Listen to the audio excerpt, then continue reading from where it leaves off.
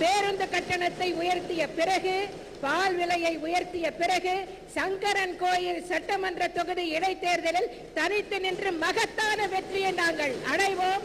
அதை நீங்கள் பார்க்கத்தான் போகிறீர்கள். உங்களால் முடியுமா என்பதை யோசித்துவிட்டு பேசுங்கள். பேரவைத் தலைவர் அவர்களே, அதாவது போன கிட்டத்தட்ட 2006 11 வரைக்கும் இடைத்தேர்தல் எவ்வளோ வந்தது. அந்த இடைத்தேர்தலில் ஒரு தேர்தலில் கூட அனைத்து இந்த அண்ணா திராவிட முன்னேற்ற ஜெயிக்கல. இன்னைக்கு வந்துட்டு நான் சங்கரன் கொள்ளை ஜெயிப்பேன் சவால் விடுறது, நீங்களே எப்படி ஜெயிக்க போறீங்கிறதா? அனைத்து இந்த அண்ணா திராவிட எப்படி ஜெயிக்க போறங்கிறது தயவு செய்து பேசி முடிச்ச நம் அமைச்சர் பேசுறாங்க. முதலமைச்சர்.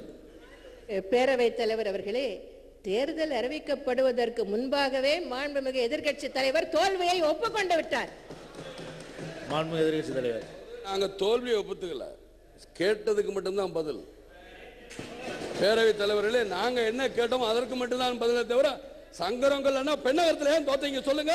மாண்புமிகு அம்மா அவர்கள் தலைமையேற்று சட்டமன்ற தேர்தலில் வெற்றி பெற்று தமிழகத்தினுடைய முதலமைச்சராக நடத்தி முடித்த உள்ளாட்சி மன்ற தேர்தல் எந்த அரசியல் குறுக்கீடும் இருந்ததா, அதிகார துஷ்பிரயோகம் இருந்ததா, வன்முறை இருந்ததா?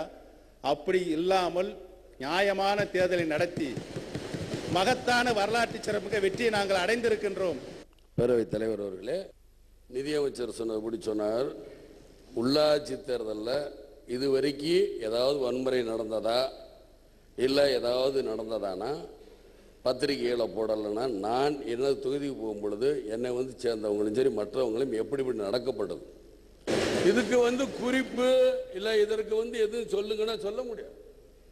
இப்போ திருட்டுத்தனமா ஓட்டு போட நீங்களும் தான் சொன்னீங்க. நீங்களும் தான் அந்த இதில் எனக்கு எலக்ட்ரானிக்கல் சொல்லி முடிச்சிடுறேன், அப்புறம் நீங்க பேசுங்க. எலக்ட்ரானிக்கல் ஓட்டுல தவறுன்னு எல்லாரும் தான் கோர்ட்டுக்கு போனோம்.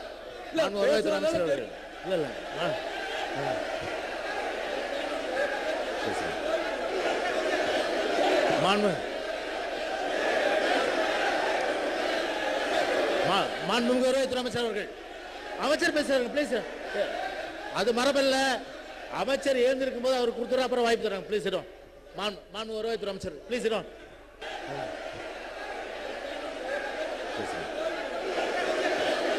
மாண்பு பேசு இங்க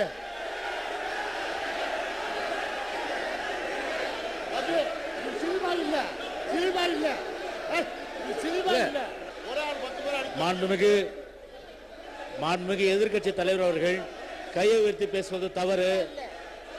எதிர்க்கட்சி தலைவர் அவர்களும் தேமுதிக சார்ந்த உறுப்பினர்களும் அவைக்கு குந்தகம் விளைவிக்கின்ற காரணத்தினால் அவை காவலர்கள் அவர்களை வெளியேற்றும்படி கேட்டுக் கொள்கிறேன்.